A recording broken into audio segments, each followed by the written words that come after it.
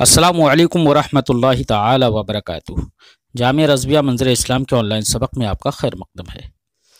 प्यारे बच्चों, अभी जिन लोगों ने अभी तक हमारे चैनल को सब्सक्राइब नहीं किया है उनसे गुजारिश है कि वो हमारे चैनल को सब्सक्राइब कर लें और बेल आइकन भी टच कर दें ताकि हर वीडियो की नोटिफिकेशन उन तक पहुंचती रहे, और अपने साथियों से भी शेयर करें ताकि उनको भी इस्तिफ़ादा हो सके।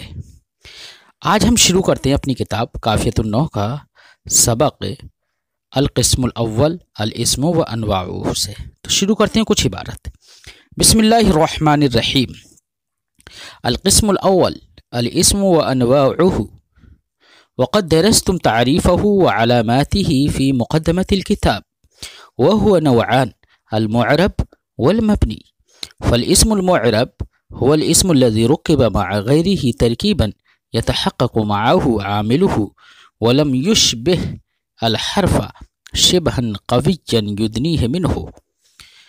वल इस्मुल मबनी हुवल इस्मुल लज़ी लम युरक्कब मअ गैरिही अला वजहिन यतहक़्क़क़ु मअहु आमिलुहु औ अशबह अल हर्फ़ शिबहन क़विय्यन युक़र्रिबुहु मिन्हु इला आख़िरिल इबारा। प्यारे बच्चों, आज के इस सबक में साहिब किताब ये बता रहे हैं कि आपने मुक़द्दमे किताब में अब तक इस्म की तारीफ़, हर्फ की तारीफ़ और फ़ेल की तारीफ़ पढ़ी। उसके बाद इस्म के मुअरब और मबनी जो अक़साम हैं वो भी आपने पढ़े। आज के इस सबक में इस्म मुअरब और इस्म मबनी की तारीफ़ करेंगे और फिर इसमें मबनी के जो अक़साम हैं वो अक़साम बयान करेंगे। तो साहिब किताब फरमाते हैं वक़द दरस्तुम तारीफ़हु अल-क़िस्मुल अव्वल अल-इस्मु व अनवाउहु। क़िस्म अव्वल इस्म और उसके अनवा के बयान में है, यानी इसमें मुअरब और इसमें मबनी जो इस्म के अक़साम है, इस इसमें मुअरब और इसमें मबनी के बयान में है। साहिब किताब फरमाते हैं वक़द दरस्तुम तारीफ़हु, तुमने इस्म की तारीफ़ उसकी अलामतें मुक़द्दमे किताब में पढ़ ली हैं। वह हुआ नौआन, इस्म की दो किस्में हैं, अल-मुअरब वल मबनी, एक मुअरब और एक मबनी। इसमें मुअरब किसे कहेंगे? साहिब किताब इसमें मुअरब की तारीफ़ करते हैं, इस तौर से तारीफ़ करते हैं कि जो इसमें मुअरब की तारीफ़ पर एतराज़ात होते, उन एतराज़ात को क़ुयूद से ऐसी क़ुयूद लगाई हैं कि जो एतराज़ात उन क़ुयूद की बिना पर ख़त्म हो जाते हैं। फरमाते हैं इसमें मुअरब की तारीफ़ करते हुए फरमाते हैं हुवल इस्मुल लज़ी रुक्किबा मअ गैरिही। इसमें मुअरब वो इस्म है जो अपने गैर के साथ मुरक्कब हो, गैर के साथ मुरक्कब हो। लिहाजा इससे समझ में आ गया कि वो इस्म जो गैर के साथ मुरक्कब ही नहीं होता बल्कि तने तनहा होता है, जैसे बा ता का, बा ता सा वगैरह, जैद अम्र, जबकि गैर के साथ ये मुरक्कब नहीं है, तो साहिब किताब का रुझान इसी तरफ है कि ये सब के सब मबनी हैं। और गैर के साथ मुरक्कब हो सिर्फ इसी से मुअरब नहीं होगा, बल्कि फरमाते तरकीबन यतहक़्क़क़ु मअहु आमिलुहु, ऐसी तरकीब हो गैर के साथ जिसके साथ जो तरकीब ऐसी हो कि उसके साथ उसका आमिल मुतहक़्क़क़ हो। लिहाजा अगर आमिल मुतहक़्क़क़ नहीं है, गैर के साथ तरकीब तो है, लेकिन जिस गैर के साथ तरकीब है वो आमिल नहीं है उसका। मिसाल के तौर पर हमने कहा ग़ुलामो ज़ैदिन, तो ग़ुलामो ज़ैदिन में ये ग़ुलाम ज़ैद के साथ मुरक्कब तो है, लेकिन ग़ुलाम का आमिल यहाँ पर मौजूद नहीं है, तो तरकीब आमिल के साथ नहीं हुई, ऐसी तरकीब नहीं हुई कि जिसके साथ आमिल हो, तो अब ये भी मुअरब में नहीं आएगा। लिहाजा ग़ुलाम ज़ैदिन में ग़ुलाम ये मबनी होगा। ऐसी लिहाजा ग़ुलाम ज़ैदिन में ग़ुलाम मबनी होगा। अब कोई एतराज़ करता था, कोई एतराज़ ये करे कि जनाब आपने कहा कि अल्लज़ी रुक्किबा मअ गैरिही, जो गैर के साथ मुरक्कब हो, तो ग़ुलाम ज़ैदिन गैर के साथ मुरक्कब है, तो फिर ये तो मुअरब होना चाहिए। تو اس کو ختم کر دیا کہ نہیں یہ معرب نہیں ہوگا، کیونکہ ترکیب سے مراد وہ ترکیب ہے جو جس میں عامل ہو، عامل کے ساتھ ترکیب ہو، اور غلام زید میں غلام اپنے عامل کے ساتھ مرکب نہیں ہے۔ پھر کوئی اعتراض کر سکتا ہے کہ چلیے غیر کے ساتھ مرکب ہو جس میں عامل ہو، تو عامل اگر ہو تو ایسی صورت میں ہم نے کہا جاء ہؤلاء، تو ہؤلاء یہ سب کے سب لوگ کہتے ہیں کہ یہ مبنی ہے، لیکن غیر کے ساتھ مرکب بھی ہے اور ایسی ترکیب ہے جو عامل کے ساتھ ہے، یعنی جاء عامل ہے ہؤلاء میں، تو اس صورت میں پھر یہ معرب ہو گیا۔ تو اس کو بھی ختم کرنے کے لیے، یہ اعتراض کو دفع کرنے کے لیے صاحب کتاب نے فرمایا ولم یشبہ الحرف، اور ہر یعنی غیر کے ساتھ ترکیب بھی ہو اور وہ ترکیب عامل کے ساتھ بھی ہو، اور ساتھ ہی ساتھ تیسری قید یہ ہے کہ حرف سے مشابہت نہ رکھتا ہو۔ لہذا اگر حرف سے مشابہت رکھتا ہے تو غیر کے ساتھ ترکیب ہونے کے باوجود وہ مبنی ہوگا۔ لہذا ہؤلاء جاء ہؤلاء میں جو ہؤلاء ہے یہ مبنی رہے گا، کیوں؟ اگرچہ یہ اپنے عامل کے ساتھ مرکب بھی ہے لیکن پھر بھی مبنی ہے، کیوں؟ اس لیے کہ ہؤلاء یہ حرف سے مشابہت رکھتا ہے، اور ایسی مشابہت رکھتا ہے جو مشابہت اس کو حرف کے قریب کر دیتی ہے، اس لیے ہؤلاء سے بھی اعتراض نہیں پڑے گا۔ اس لیے صاحب کتاب نے فرمایا ولم یشبہ الحرف شبہا قویا یدنیہ منہ، اور وہ غیر کے ساتھ مرکب بھی ہو، عامل اس متحقق بھی ہو۔ پھر تیسری قید ہے کہ حرف سے ایسی مشابہت نہ رکھتا ہو، ایسی قوی مشابہت نہ رکھتا ہو جو اس کو حرف سے قریب کر دے۔ ادنا یدنی، ادنا کا معنی ہوتا ہے قریب کرنا۔ تو اسم معرب کی تعریف ہی، اسم معرب وہ اسم ہے جو اپنے غیر کے ساتھ اس طور سے مرکب ہو کہ اس کے ساتھ عامل متحقق ہو اور وہ حرف کے ساتھ ایسی مشابہت نہ رکھے جو اس کو حرف سے قریب کر دے۔ یہ معرب کی تعریف ہو گئی۔ اب بالکل اسی کے مقابلے میں اسم مبنی کی تعریف ہوگی۔ فرماتے ہیں والاسم المبنی هو الاسم الذي لم يرکب مع غیره، اسم مبنی وہ اسم ہوگا جو اپنے غیر کے ساتھ مرکب ہی نہ ہو، یعنی ایک تو یہ کہ بالکل ہی بھی ترکیب نہ ہو، جیسے زید، عمرو، بکر وغیرہ، یا الف با تا سا وغیرہ، غیر کے ساتھ ترکیب ہی نہیں ہے تب بھی مبنی ہے، اور ساتھ ہی ساتھ فرماتے ہیں علی وجہ یتحقق مع عاملہ، اس طور سے ترکیب غیر کے ساتھ نہ ہو کہ اس کے ساتھ اس کا عامل متحقق ہو۔ لہٰذا اگر ترکیب ہے اور عامل متحقق نہیں ہے تب بھی وہ مبنی ہوگا، جیسے غلام زید میں غلام۔ او اشبہ الحرف، یا عامل کے ساتھ متحقق بھی ہو لیکن ایسا اسم، ایسی ترکیب ہو کہ وہ اسم مشابہت رکھتا ہو حرف کے ساتھ، ایسی مشابہت رکھتا ہو جو ایسی قوی مشابہت ہو جو اس کو حرف سے قریب کر دے۔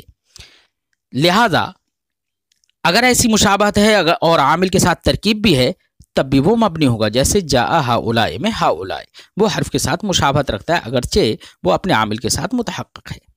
تو تین قیدیں اس میں مبنی کی تعریف میں لگائیں صاحب کتاب نے۔ فرماتے ہیں هو الاسم الذي لم يرکب مع غیره، اس میں مبنی وہ اسم ہے جو اپنے غیر کے ساتھ مرکب ہو، جو اپنے غیر کے ساتھ مرکب نہ ہو، اس طور سے علی وجہ، اس طور سے یتحقق معه عامل، کہ اس کے ساتھ اس کا عامل متحقق ہو، او اشبہ الحرف، یا حرف کے ساتھ اس طور سے مشابہت رکھتا ہو شبہ قوی یقربہ منہ، ایسی شبہ قوی رکھتا ہو کہ جو شبہ قوی اس اسم کو حرف کے قریب کر دے۔ اب اس میں معرب کی تعریف ہو گئی اور اس میں مبنی کی تعریف ہو گئی۔ اس میں معرب کا ایک دوسرا بھی نام ہے، اس میں مبنی کا ایک دوسرا بھی نام ہے، وہ فرماتے ہیں یسمی الاول متمکنا، اس میں معرب کو متمکن کہتے ہیں۔ متمکن کو کہتے ہیں اس لیے کہ تمکن، یہ تمکن و تمکن کا معنی ہوتا ہے ٹھہرنا، متمکن ہونا۔ تو چونکہ اس میں معرب پر تینوں حرکتیں یا اعراب ٹھہرتا ہے اس لیے اس میں معرب کو متمکن کہتے ہیں۔ والثانی غیر متمکن، اور دوسرے کا نام غیر متمکن رکھا جاتا ہے، یعنی اس میں مبنی کا نام غیر متمکن ہے، کیوں؟ اس لیے کہ اس پر اعراب ٹھہرتا نہیں ہے۔ وَيَنْقَسِمُ الْمُعْرَبْ إِلَى مُتَمَكِّنٍ أَمْكَنٍ، پھر معرب کی جو معرب کو متمکن کہتے ہیں، پھر اس متمکن کی دو قسمیں، ایک متمکن امکن اور ایک متمکن غیر امکن۔ متمکن امکن وہ اس میں معرب ہوگا، متمکن تو اس لیے کہتے ہیں کہ اس پر اعراب ٹھہرتا ہے، اور اب امکن کیوں کہہ رہے ہیں اسے؟ اگر وہ آپ جانتے ہیں بچوں کہ اس میں معرب دو طرح کا ہوتا ہے. ایک اس میں معرب وہ ہوتا ہے جس میں اعراب تینوں حالتوں میں بدلتا ہے، تینوں حالتوں میں اعراب ٹھہرتا ہے اس پر، جس کو منصرف کہتے ہیں. تو جس میں تینوں حالتوں میں اعراب الگ الگ ٹھہرے تو وہ متمکن امکن ہے، یعنی اس میں منصرف ہے. اور متمکن غیر امکن اس کو کہتے ہیں کہ جس میں تینوں حالتوں میں اعراب نہ ٹھہرتا ہو، بلکہ کسی حالت میں اعراب دوسری حالت کے مشابہ رہتا ہو، یکساں رہتا ہو. جیسے کہ اس میں متمکن، جیسے کہ اس میں غیر منصرف. تو اس میں غیر منصرف میں حالت جری میں چونکہ فتحہ ہی رہتا ہے، جو کہ جیسے کہ حالت نصبی میں ہوتا ہے، اس لیے اس کو اس میں متمکن غیر امکن کہتے ہیں، کیونکہ اس میں ایک حالت میں اعراب نہیں بدلا ہے لیکن حکمن. فرماتے ہیں یسمى الاول متمکنا، اس میں معرب کا نام متمکن رکھتے ہیں، والثانی غیر متمکن، اور اس میں مبنی کا نام یعنی ثانی کا نام غیر متمکن رکھتے ہیں. وینقسم المعرب الى متمکن امکن، اور معرب کی تقسیم ہوتی ہے متمکن امکن کی طرف. وهو المنصرف، متمکن امکن وہ منصرف ہے، جیسے کہ زید اور عمر، جاء زید اور جاء عمر وغیرہ میں. وإلى متمکن غیر امکن، اور ایک اسم معرب کی تقسیم ہوتی ہے متمکن غیر امکن کی طرف. وهو غیر المنصرف، اور متمکن غیر امکن جو ہے وہ غیر منصرف ہے، جیسے کہ احمد اور مساجد، جاء احمد و رأیت احمد مررت باحمد میں. مساجد جیسے کہ مررت بمساجد، مساجد. بات سمجھ میں آ گئی بچوں؟ اب آگے فرماتے ہیں چونکہ معرب اور مبنی کی تعریف میں شبہ کا ذکر ہوا تھا. معرب کی تعریف میں لم یشبہ تھا اور مبنی کی تعریف میں یشبہ الحرف تھا یا اشبہ الحرف تھا. تو یہ شبہ کیا ہے کہ جو شبہ قوی اسم کو حرف کے قریب کرتی ہے، وہ شبہ کیا ہے؟ تو شبہ کے بارے میں بتا رہے ہیں کہ شبہ مشابہت 4 طرح کی ہوتی ہے. فرماتے ہیں وَالشِّبْهُ الْقَوِيُّ الَّذِي يُقَرِّبُ الْإِسْمَ مِنَ الْحَرْفِ، وہ شبہ قوی جو اسم کو حرف سے قریب کر دیتی ہے. اما فی الوضع، یہ مشابہت یا تو وضع میں ہوگی، یا مشابہت معنی میں ہوگی، یا مشابہت افتقار یعنی احتیاج اور محتاج ہونے میں ہوگی، اول استعمال یا مشابہت استعمال میں ہوگی. تو شبہ قوی اس طریقے سے 4 قسموں پر ہے. فرماتے ہیں فَهُوَ عَلَى 4 أَنْوَاعٍ، تو شبہ قوی جو اسم کو حرف سے قریب کر دیتی ہے، حرف کے قریب کر دیتی ہے، یہ 4 قسموں پر ہے. کما یلی، جیسے کہ اس کی تفصیل مذکور ہے، آنے والی ہے. شبہ قوی جو اسم کو حرف سے قریب کر دیتی ہے، تو مشابہت کی 4 قسمیں ہوئی: مشابہت فی الوضع، مشابہت فی المعنی، مشابہت فی الافتقار، مشابہت فی الاستعمال. اب ہر ایک کی تفصیل بیان کر رہے ہیں. فرماتے ہیں الاول الشبہ الوضعی، پہلی قسم ہے شبہ وضعی. شبہ وضعی کسے کہتے ہیں؟ تو معنی اسم سے ہی یا نام سے ہی سمجھ میں آ گیا ہوگا کہ وہ مشابہت جو کہ وضع کے طور پر ہو. کس طور سے؟ وضع کے طور پر ہونے کا کیا مطلب ہوتا ہے بچوں؟ فرماتے ہیں بأن يكون الاسم موضوعا على حرف واحد.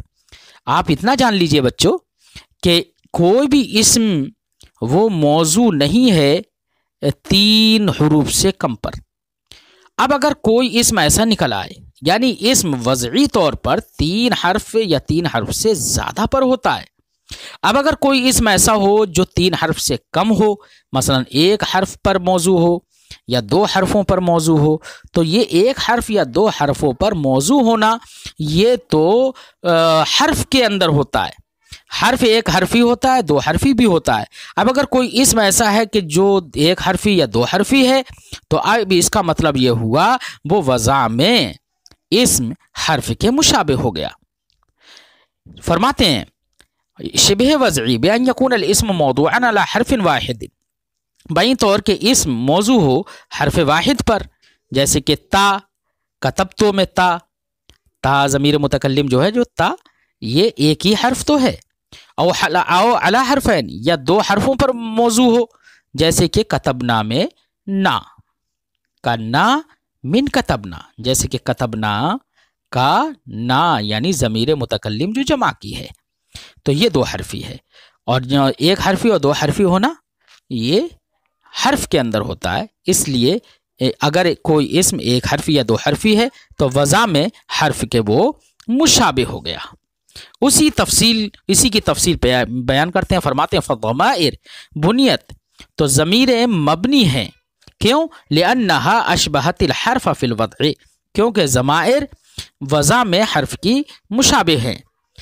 क्यों? लिअन्न अक्सरहा मौदूअन अला हर्फिन और हरफैन, क्योंकि अक्सर ज़माइर वो है जो एक हर्फ पर या दो हर्फों पर मौजू हैं। वमा कान मिनहा मौदूअन अला अक्सरा, और जो ज़माइर एक हर्फ या दो हरफों से ज़ायद पर मौजू हैं तो फिर वो मबनी कैसे होंगी? कोई ये भी तो शुबा कर सकता है कि ठीक है, ज़माइर एक हर्फ या दो हरफों पर जो मौजू हैं वो तो मबनी हो गई इसलिए कि शिबह वज़ई पाली गई, लेकिन जो ज़माइर ऐसी हैं जो दो हरफों से ज़्यादा पर मौजू हैं तो वो मबनी क्यों होंगी? तो फरमाते हैं वो मबनी इसलिए होंगी कि जब अक्सर ज़माइर मबनी हैं ही, तो जो कुछ ज़माइर वो हैं जो दो हरफों से ज़्यादा पर मौजू हैं उनको भी मबनी इसलिए करार दिया गया है कि उनके अखवात मबनी हैं, तो अखवात पर महमूल उनको कर लिया गया है। वही फरमाते हैं फ़इन्नमा बुनिया हमलन अला अखवाती, अक्सर और वो ज़माइर जो अक्सर यानी दो हरफों से ज़्यादा पर मौजू हैं उनको मबनी करार दिया गया है उनके अखवात पर महमूल करने की वजह से, महमूल करते हुए। वज़ालिका लिअन्न अक़ल्ला, तो अब उसी की तफसील बयान कर रहे हैं कि वो ज़माइर जो हैं उनमें से अक्सर जो हैं वो एक हर्फ या दो हरफों पर मौजू हैं और इस्म हालांकि तीन हुरूफ पर, कम से कम तीन हुरूफ पर मौजू होता है। वज़ालिका, वो फरमाते हैं कि वो इस तरह से लिअन्न अक़ल्ला यतरक्कबु मिन्हुल इस्मु सलासतु अहरुफ, क्योंकि सबसे कम वो हुरूफ जिनसे इस्म मौजू होता है वो कम से कम कितने होते हैं? तीन होते हैं। फमा वरदा मिन अस्मा अला अक़ल्ल मिन ज़ालिका, तो जो अस्मा तीन हुरूफ से कम पर वारिद हुए हैं काना मबनियन लिशिबहिल हर्फा फिल वज़अ, तो वो अस्मा मबनी होंगे हर्फ से मुशाबहत रखने की वजह से वज़ा में वो मुशाबहत रखते हैं। वह अम्मा नहव यदुन, अच्छा अब कोई एतराज़ ही कर सकता है कि आपने कहा कि इस अस्मा मौजू हैं कम से कम तीन हुरूफ पर, लिहाजा तीन हुरूफ से जो कम अस्मा हैं वो मबनी होंगे हर्फ से वज़ा में मुशाबहत रखने की वजह से। तो कोई एतराज़ कर सकता है कि यदुन और दमुन ये भी दोनों इस्म हैं, हालांकि ये भी दो हरफों पर मौजू हैं।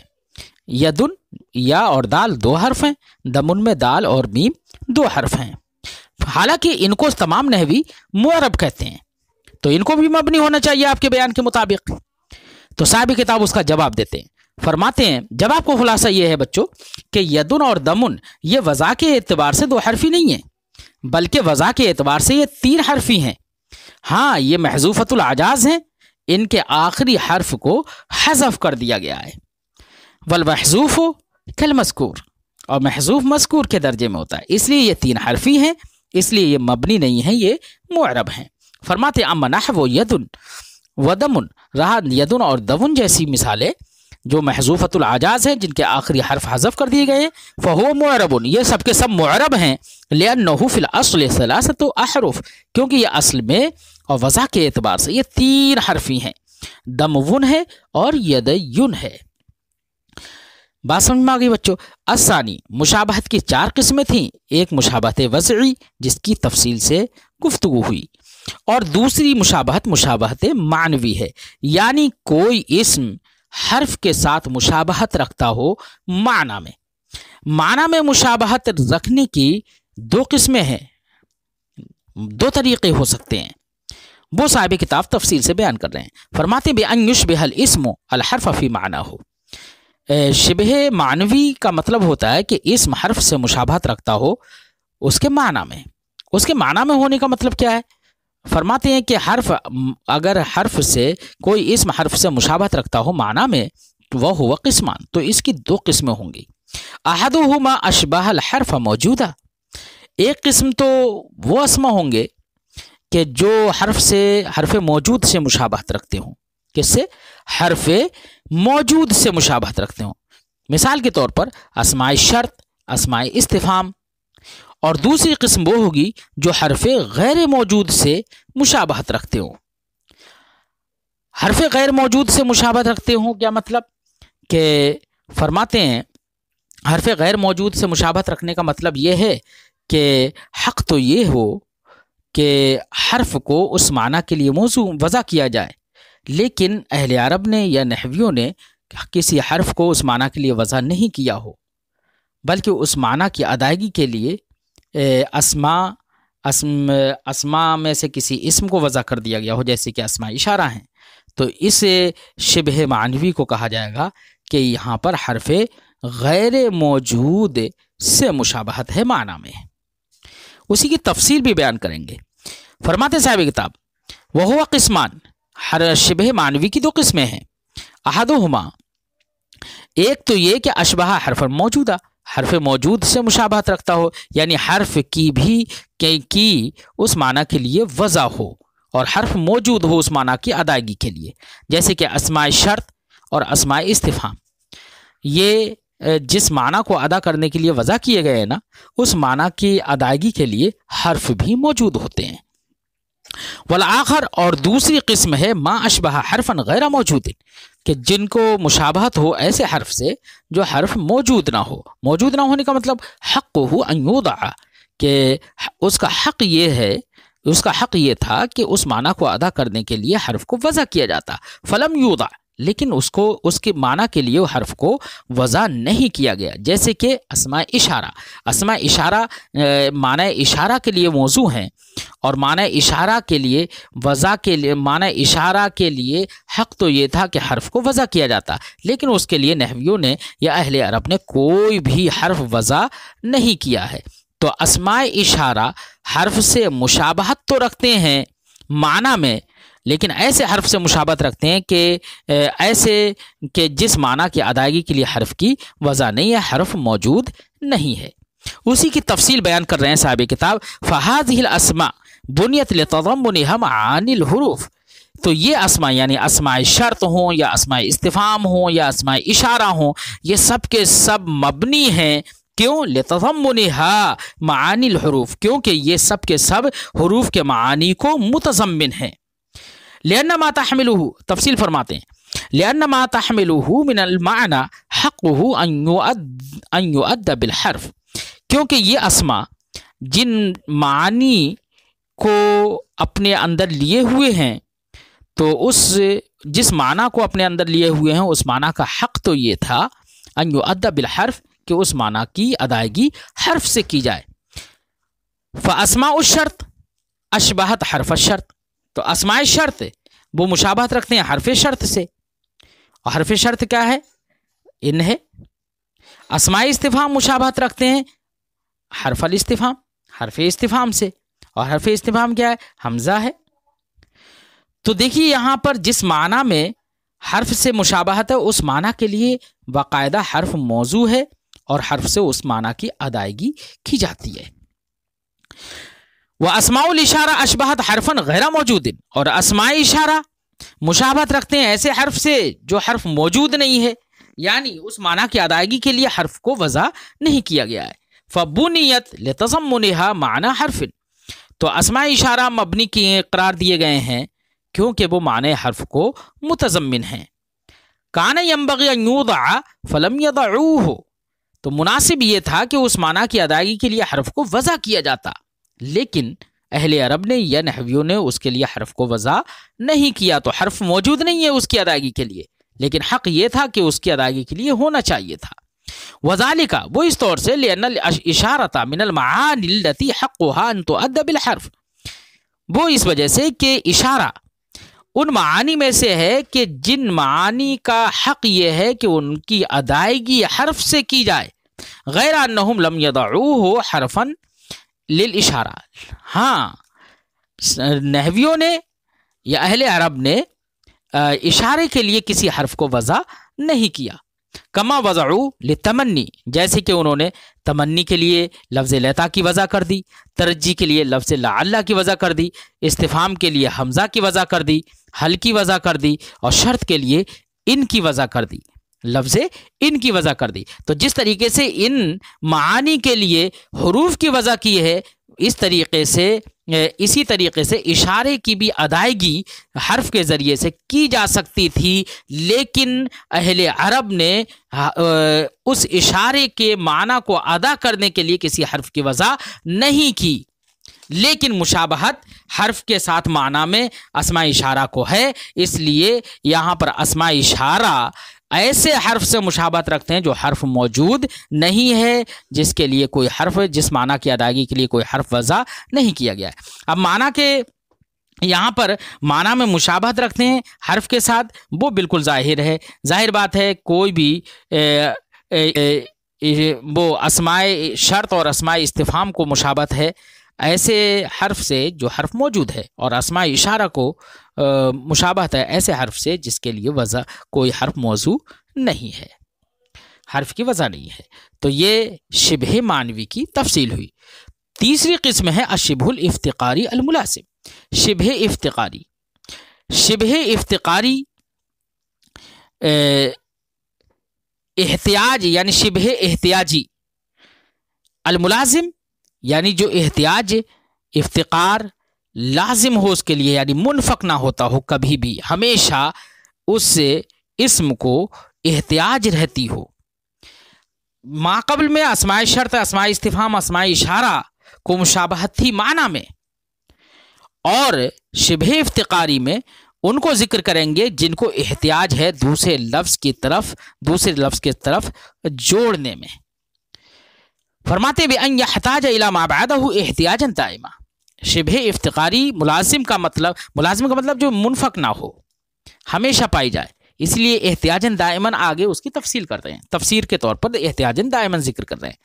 فرماتے بأن يحتاج إلى ما بعده احتیاجا دائما، بھئی طور کہ اسم محتاج ہو اپنے ما بعد کی طرف احتیاج دائمی کے ساتھ، یعنی ہمیشہ احتیاج ہو، کیوں ہو؟ لیتمم معنی ہو، تاکہ اس کا ما بعد اس کے معنی کو تام کر دے۔ وذالک کا اسماء الموصولہ، وہ اس طور سے جیسے کہ اسماء موصولہ ہیں، اور بعض وہ اسماء ظروف ہیں جو کہ لازم اضافت ہوتے ہیں، جن میں اضافت جملے کی جانب لازم ہوتی ہے، جو ملازم اضافت ہوتے ہیں جملے کی جانب۔ مثال کے طور پر فالاسماء الموصولہ، جیسے کہ اسماء موصولہ ہیں، بنیت، وہ سب اسماء موصولہ موضوع ہیں، وہ مبنی ہیں لافتقارها فی جمیع احوالها الی الصلہ، کیونکہ اسماء موصولہ اپنے تمام احوال میں صلہ کے محتاج ہیں۔ کون سی صلہ کے؟ التی تتمم معناها، جو صلات ان اسماء موصولہ کے معنی کو تام کرتے ہیں۔ کما یفتقر الحرف، جیسے کہ حرف محتاج ہوتا ہے الی ما بعدہ، اپنے ما بعد کی طرف، تاکہ اس کا ما بعد اس کے معنی کو ظاہر کر دے، لیظہر معنی ہو، تاکہ اس کا ما بعد اس کے معنی کو، حرف کے معنی کو ظاہر کر دے۔ تو جس طریقے سے حرف اپنے ما بعد کے طرف محتاج ہوتا ہے، ویسے یہ اسماء موصولہ اپنے صلات کی طرف محتاج ہوتے ہیں۔ تو یہ شبہ افتقاری اور شبہ احتیاجی دائمی لازمی ہے۔ وظروف الملازمہ للاضافۃ الی الجملہ، اور وہ ظروف جو کہ ملازم اضافت الی الجملہ ہوتے ہیں، مثال کے طور پر حیثو ہے اور اذا اور منذ ہیں، جبکہ یہ دونوں ظرفیہ ہوں، اذا اور منذ دونوں ظرفیہ ہوں، تو یہ سب کے سب جملے کی طرف محتاج ہوتے ہیں، ان کی اضافت جملے کی طرف ہوتی ہے۔ یہ سب کے سب مبنی کیوں قرار دیے گئے؟ انما بنیت لافتقارها الی جملۃ تضاف الیہا، کیوں ان کو مبنی اس لیے قرار دیا گیا کہ یہ سب کے سب محتاج ہوتے ہیں ایسے جملے کے، تضاف الیہا، جس جملے کی جانب یہ مضاف ہوتے ہیں، افتقار الحرف، اس طور سے ان کو جملے کی احتیاج ہوتی ہے جیسے کہ حرف کو احتیاج ہوتی ہے اپنے ما بعد کی۔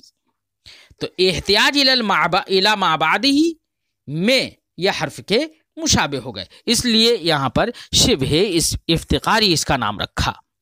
الرابع، چوتھی قسم ہے الشبہ الاستعمالی، شبہ استعمالی۔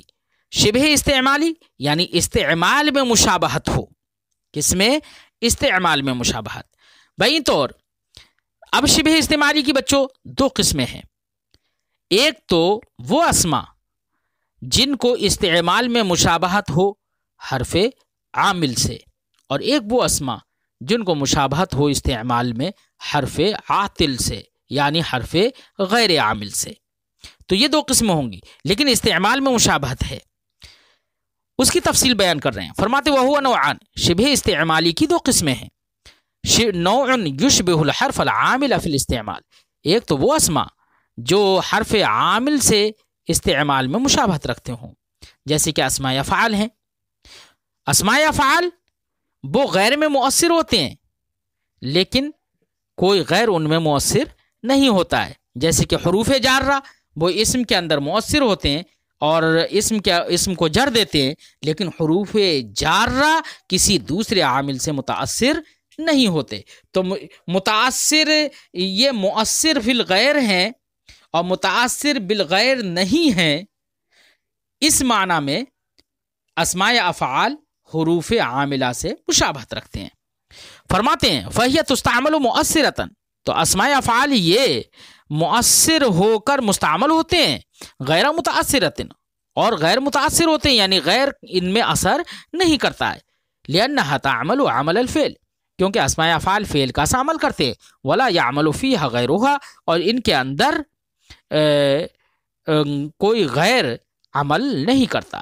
فَهِيَ كَحُرُوفِ الْجَرِّ، تو اسماء افعال حروف جر کی طرح ہو گئے، وغیرها من الحروف العاملہ، حروف جر اور حروف جر کے علاوہ دیگر حروف عاملہ کی طرح ہو گئے۔